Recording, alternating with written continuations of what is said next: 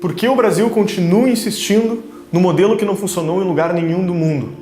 O vídeo que a gente vai compartilhar com vocês agora é um trecho exclusivo da nossa plataforma de assinatura do Brasil Paralelo, que é uma entrevista do Diego Casagrande, um jornalista com larga experiência no jornalismo brasileiro, onde em poucos minutos ele vai explicar como que esse sistema surgiu, quais foram as diferentes dinâmicas desse sistema ao redor do mundo e, principalmente, quem são os culpados até hoje, quem continua corroborando para que esse sistema aconteça. Eu recomendo muito que você assista esse vídeo até o final. Se você gostar desse vídeo, curta esse vídeo, compartilhe com as pessoas que você gosta e, principalmente, se inscreva no canal. É muito importante você se inscrever nesse canal para que as pessoas também tenham acesso, para que você receba os próximos vídeos que a gente compartilhar com vocês. Fiquem agora com esse vídeo e até breve. Eu acho que nós estamos vivendo uma disruptura completa.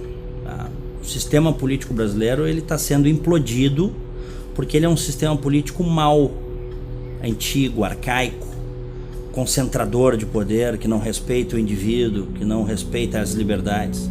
Por isso ele está sendo implodido, naturalmente. Na União Soviética, levou 70 anos para cair aquela podridão chamada socialismo, comunismo na União Soviética. 70 anos, caiu de podre no início dos anos 90, de podre. Eu lembro que eu já, muito empolgado com leituras políticas, econômicas, eu vi com certa estupefação aquilo, porque as informações que chegavam para nós, era uma época, aquele final dos anos 80 início dos 90, era de que, bem, eles abriram mão da liberdade, mas eles têm acesso a tudo.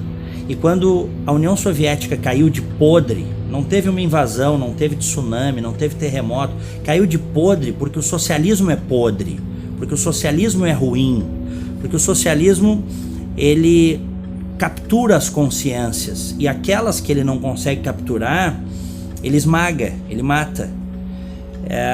Quando houve o colapso da União Soviética, eu comecei a racionalizar, a pensar. Eu vinha de uma vertente de esquerda, graças a Deus nunca fui petista, porque infelizmente eu vejo que tem pessoas que entraram no petismo e nunca mais foram pessoas normais. Acontece alguma coisa a nível cerebral e sei lá eu o que acontece com o cara, quer dizer, muitos conseguem sair, outros conseguem sair sequelados e outros nunca mais conseguem se livrar desse negócio, que é um negócio emburrecedor. Mas quando começou a acontecer aquilo na União Soviética, começaram a chegar as informações para nós. Quer dizer, o Estado controlador, o Estado que chegou ao ponto de ser o empregador, empregou todo mundo era funcionário público. O cara levava 10 anos para comprar um carro na União Soviética, se ele tivesse dinheiro. Apenas algumas castas tinham muito acesso aos bens de consumo e a grande massa, né, não tinha acesso a nada. O cara levava 10 anos juntando dinheiro. Se daqui a pouco um vizinho delatasse que você, porventura, estaria conspirando contra o regime, o sujeito sumia da noite para o dia e as crianças eram levadas para um orfanato. Essas coisas já tinham sido contadas na literatura. Por exemplo, o Solzhenitsyn escreveu o Arquipélago Gulag, que de certa forma mostrou as entranhas desse regime tirano que é o socialismo, o comunismo. Mas com a queda da União Soviética ficou claro para mim que esse sistema, ele não se sustenta. Ele não é um sistema que tem legitimidade, ele não é um sistema bom. Ele é, na verdade, um sistema opressor. O socialismo, o comunismo é um sistema arcaico, violento, assassino, né? E que, sobretudo, impede as pessoas de exercerem um direito fundamental, que é a liberdade, né? Os dois direitos principais do indivíduo, do ser humano, é a vida e a liberdade. O socialismo, o comunismo suprime isso. Pois bem, no Brasil há décadas a tentativa de implantação desse sistema. Lógico, com uma outra cara, com uma outra roupagem. Quem lê um pouco sobre Gramsci, Antônio Gramsci, vê que ele era um cara ao mesmo tempo brilhante, mas um cínico, né? Porque ele criou metodologias para que o socialismo, o comunismo predomine culturalmente na sociedade e não por meio das armas, da força. E há décadas tem grupos que tentam fazer isso no Brasil, implantar isso no Brasil, aproveitando que nós historicamente temos uma cultura relativista. Isso no Brasil é uma coisa histórica. Nós não temos instituições fortes, né, saudáveis. Então, quer dizer, o caldo de cultura, quer dizer, é o caldo, né, perfeito para o surgimento de ideologias totalitárias. E elas vêm vindo.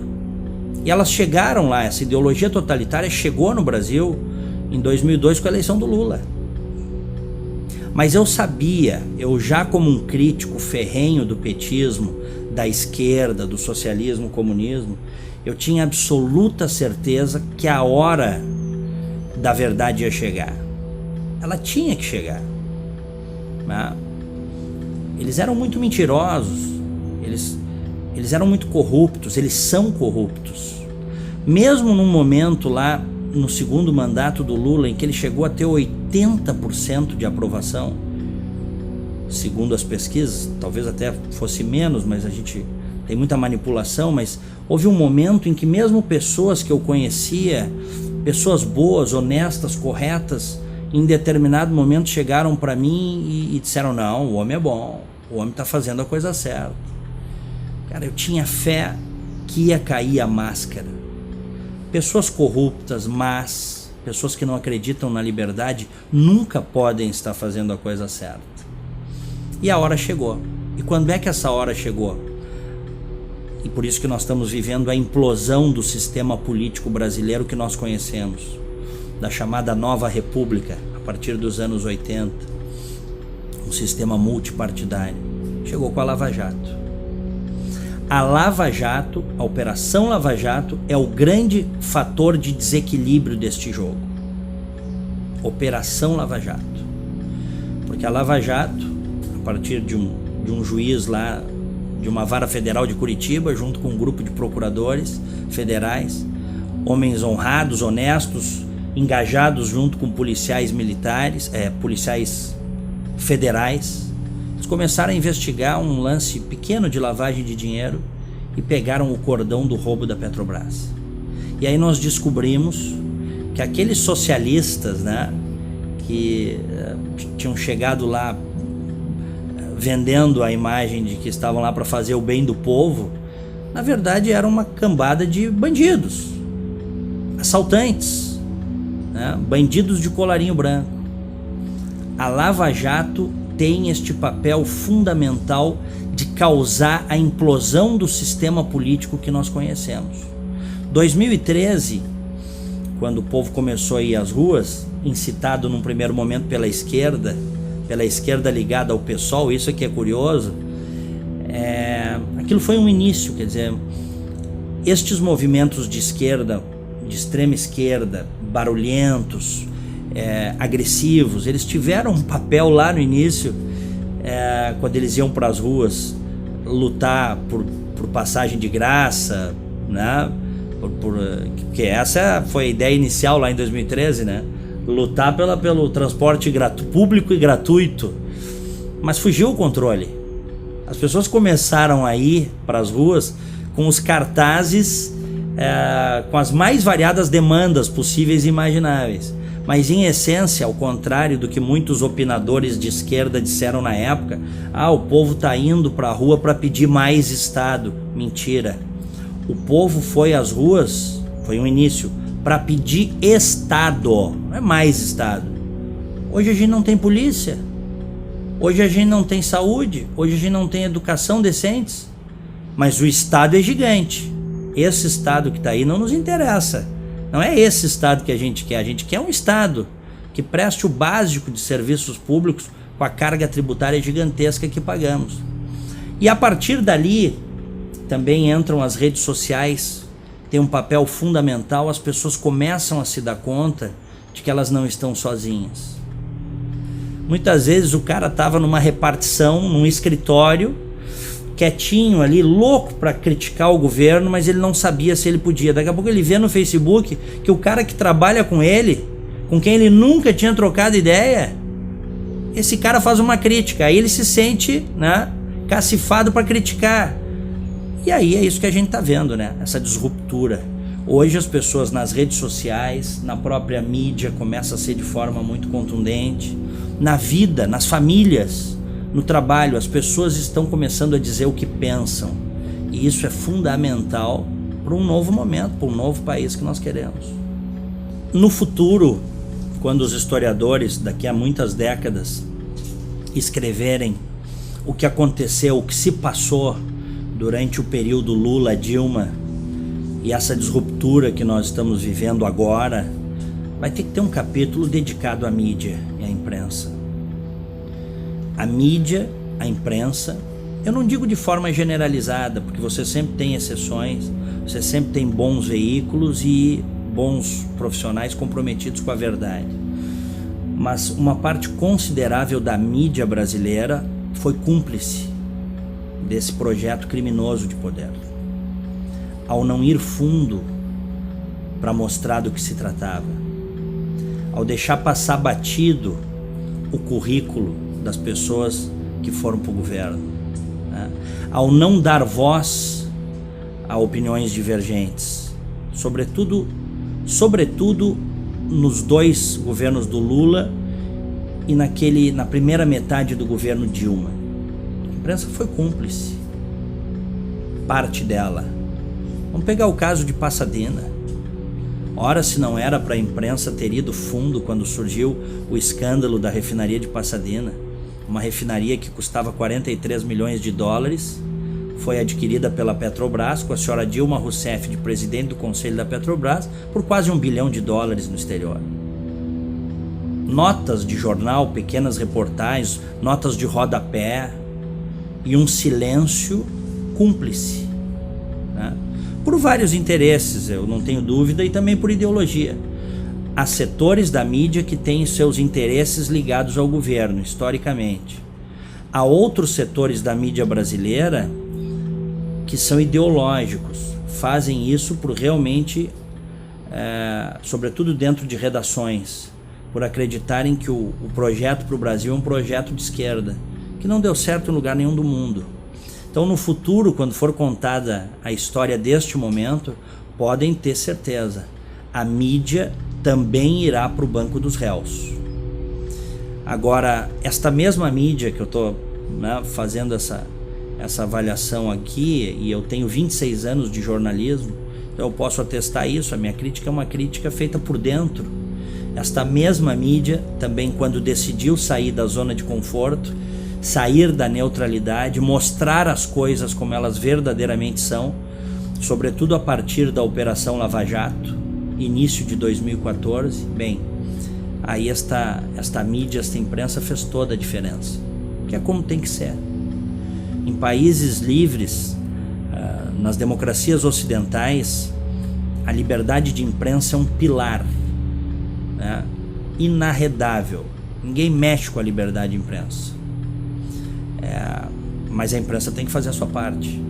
A imprensa tem que ser investigativa, a imprensa tem que dar espaço para as opiniões variadas. E o que a gente viu nas últimas décadas, infelizmente no Brasil, foi um predomínio, né, do pensamento de esquerda dentro da mídia, dentro das redações, no rádio, na TV, no jornal. Isso foi muito nocivo para o país. Isso foi muito nocivo para a sociedade brasileira. Em qualquer lugar civilizado do mundo, você tem pelo menos duas correntes de pensamento, né? Você tem a esquerda e você tem os conservadores. Varia de acordo, evidentemente, com as idiosincrasias regionais, mas em regra é isso. No Brasil houve um momento, sobretudo, né, nesses últimos 15 anos, diria até um pouco mais, porque se a gente pegar Fernando Henrique Cardoso, ele também é um homem de esquerda, né? Com posições modernas em algumas áreas, mas posições absolutamente retrógradas em outras áreas. Se a gente parar para pensar, nós temos aí um predomínio de quase 25 anos da esquerda no governo brasileiro, um quarto de século no poder. Nós temos a doutrinação em sala de aula que gerou militantes nas faculdades de jornalismo nas faculdades de ciências humanas, e depois estes militantes políticos, esse pessoal de esquerda, acabou indo para as redações, acabou indo para ONGs, voltou a dar aula em universidades, fazendo a cabeça da juventude. Eu, por exemplo, nunca fui apresentado a nada que não fosse de esquerda dentro da faculdade. Eu fui descobrir que havia, por exemplo, um Edmund Burke, um Olavo de Carvalho, um Luiz Felipe Pondé, que é um fenômeno mais recente, um sujeito interessantíssimo, e outros tantos, fora da faculdade. A faculdade brasileira, a universidade brasileira, ela infelizmente, como ela está constituída nas últimas décadas, ela existe para formar militância, principalmente na área de humanas, para formar militância de esquerda. A universidade brasileira, ela está na linha do não pensar. É proibido a contraposição de ideias. Eu tenho ficado muito impressionado porque isso começa a mudar. Essa é a minha impressão positiva. Hoje nós já temos grupos de pensamento liberal dentro das universidades brasileiras que estão dispostos, apesar de todos os esforços dos professores e das próprias reitorias, estão dispostos a mudar esse jogo, a contar uma outra história, né? A dizer que, enfim, se você teve um Marx, você teve um Mises. Se você teve um Lenin, você teve um Churchill, né? Se você tem um Rousseau, se você teve um Rousseau, se houve um Rousseau, houve também um Edmund Burke. Essa é a disruptura que nós estamos vivendo, mas infelizmente eu vejo ainda como problemática a academia brasileira. As universidades brasileiras, elas são excludentes e elas, sobretudo na área de humanas, elas cerceiam o livre pensar. Isso é muito ruim para o país. Isso é péssimo para o país. Gostou desse trecho? Então, para assistir ele na íntegra, entra no site do Brasil Paralelo, assine e seja membro. Lá você vai encontrar mais de 800 vídeos como esse, organizados por assuntos, dos mais variados temas sobre política, história, economia, tudo que é importante para a nossa expansão de consciência. Se você gostou desse vídeo, mais uma vez, se inscreva nesse canal e até breve.